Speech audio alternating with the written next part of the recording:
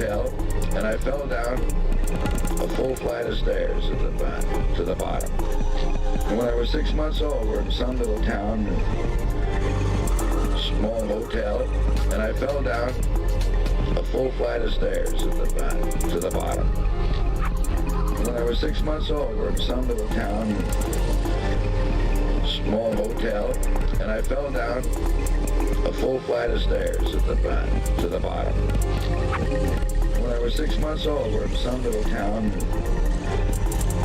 small hotel, and I fell down a full flight of stairs to the bottom. They come running up. I sat up and just shook my head and shook it off and didn't cry. So they knew I wasn't hurt. And Houdini says that was sure a buster, meaning a fall. So that's the only time it was used. It meant a bronco buster or a fall. It was never used as a name. My father said, well, that would be a good name for him. It don't sound bad. Now, I was born with the Keaton Houdini Medicine Show Company on a one-night stand in Kansas.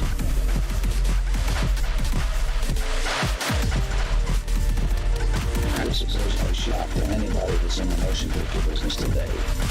I mean, that brings over all the pictures of the last 25 years or so. But didn't know this is silent days. A feature-length picture, neither Chaplin, Harold Lloyd, or myself ever had a script. That sounds impossible to anybody today in the picture business. We've never even thought of writing a script. We didn't need to. At the time we had worked out what we thought was a picture. For instance, always got a start. People always come up with a start. That's wonderful. That's a good start. We wanted to finish right then and there. There's nothing else to work on but the finish. We can't round it out. Something we like. We throw that one away and start on a new one. What good would it have script in them? You just throw gags out right and left in the machine because they don't stand up and they don't work right. And then the accidental ones come. Well, see, I learned that from the stage. That was the type of comedian, and if I laughed at what I did, the audience didn't. So I just automatically got to that stage where the more seriously I took my work, the better I was.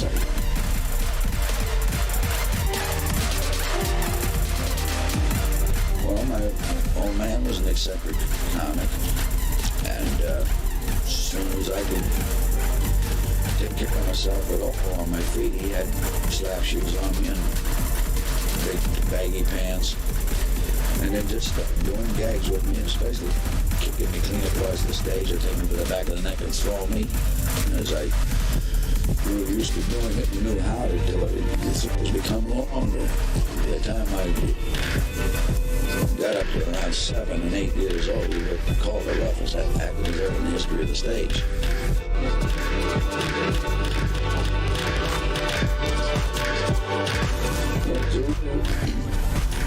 About 50% you have in your mind before you start the picture, and the rest you develop as you're making it. That's right, we eliminated subtitles just as fast as we could if we could possibly telephone action. Well, when we found a finish, how to round that out, we never worked on the middle. We always figured the middle would take care of itself. Well, I've had a similar hat on the stage before I went into pictures. I went into pictures when I was 21 years old in the spring of 1970.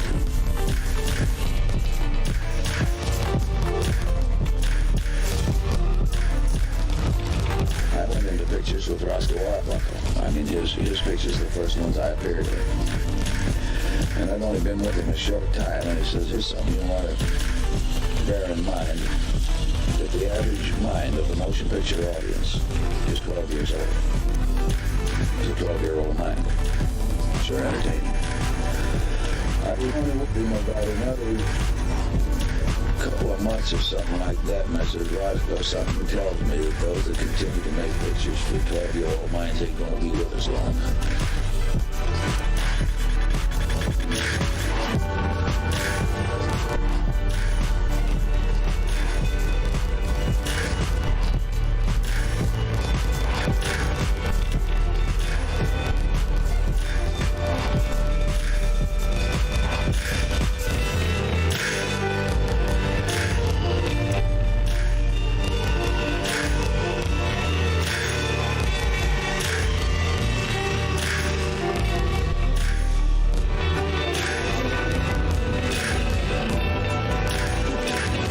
When I was 6 months old, we were in some little town, small hotel, and I fell down a full flight of stairs to the bottom. They come running up. I sat up, just shook my head and shook it off and didn't cry. So I knew I wasn't hurt. And Houdini says that was sure a buster, meaning a fall, because that's the only time it was used. It meant a bronco buster or a fall. It was never used as a name. My father said, well, that would be a good name for him. It don't sound bad. Now, I was born with the Keaton Houdini Medicine Show Company on a one-night stand in Kansas.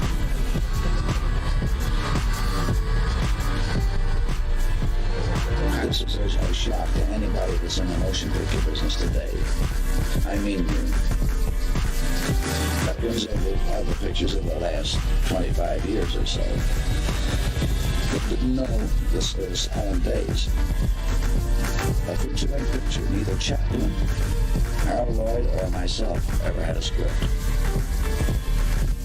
That sounds impossible to anybody today in the picture business.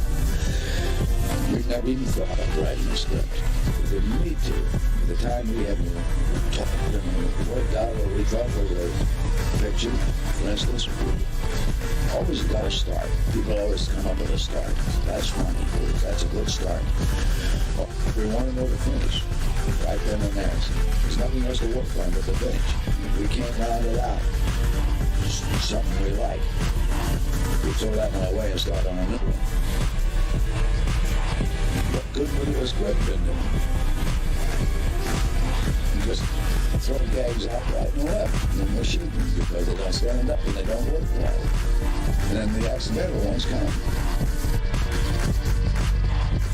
Well, you see, I learned that from the stage.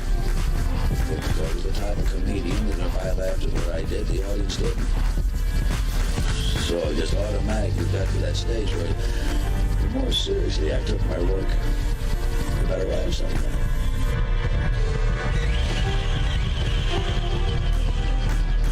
Well, my old man was an eccentric comic, and as soon as I could take care of myself at all on my feet, he had slap shoes on me and big baggy pants, and then just started doing gags with me, and especially kicking me clean across the stage or taking me to the back of the neck and throwing me.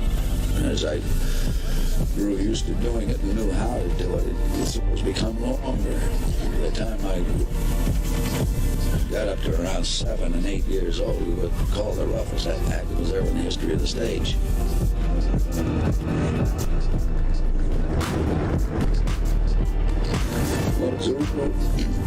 Well, about 50% you have in your mind before you start the picture, and the rest you develop as you're making it. That's right, we eliminated subtitles just as fast as we could. We could possibly tell it in action. Well, when we found a finish, how to round that out, we never worked on the middle. We always figured the middle would take care of itself. Well, I had a similar habit on the stage before I went into pictures. I went into pictures when I was 21 years old in the spring of 1917.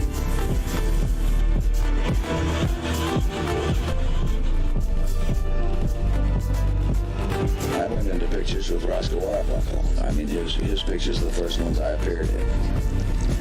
And I've only been with him a short time, and he says, here's something you want to bear in mind. that the average mind of the motion picture audience is 12 years old. It's a 12-year-old mind. Sure entertaining. I remember about another couple of months or something like that, and I said, Roscoe, something tells me that those that continue to make pictures for 12-year-old minds ain't going to be with us long.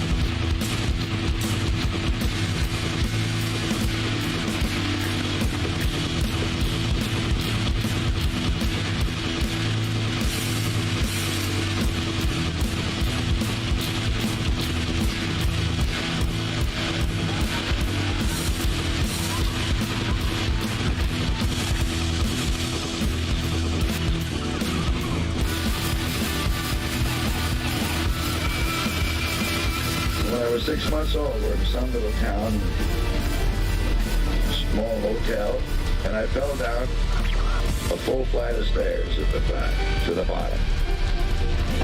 They come running up. I sat up, just shook my head and shook it off and didn't cry. So I knew I wasn't hurt. And Houdini says that was sure a buster, meaning a fall. But that's the only time it was used.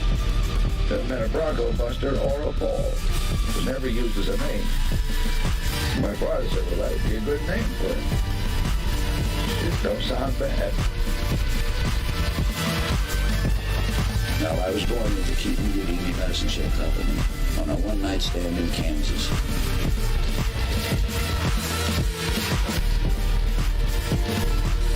I was shocked at anybody that's in the motion picture business today. I mean, that brings over all the pictures of the last 25 years or so. But didn't know this was Silent Days. A feature-length picture, neither Chaplin, Harold Lloyd, or myself ever had a script. That sounds impossible to anybody today in the picture business. We've never even thought about writing a script. Didn't need to. The time we had worked out what we thought was a picture, for instance, always got a start. People always come up with a start. That's funny. That's a good start. Well, we want to know the finish. Right then and there. There's nothing else to work on but the finish. If we can't round it out, something we like, we throw that one away and start on a new one. Good movie was good, didn't it? Just throw the gags out right and left when they're shooting because they don't stand up and they don't work well. And then the accidental ones come. Well, you see, I learned that from the stage. There was a type of comedian that if I laughed at what I did, the audience didn't. So I just automatically got to that stage where the more seriously I took my work, the better I was.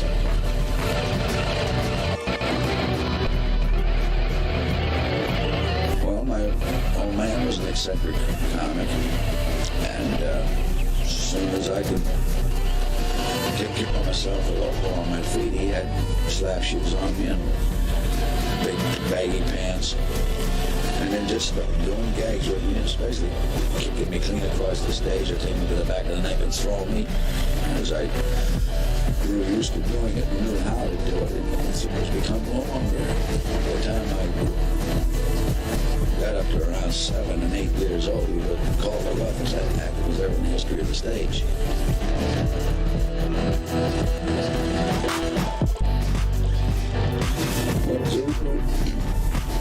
About 50% you have in your mind before you start the picture, and the rest you develop as you're making it. That's right, we eliminated subtitles just as fast as we could if we could possibly tell it in action. But when we found a finish, how to round that out, we never worked on the middle. We always tried to figure the middle would take care of itself. Well, I had a similar hat on the stage before I went into pictures. I went into pictures when I was 21 years old, in the spring of 1917.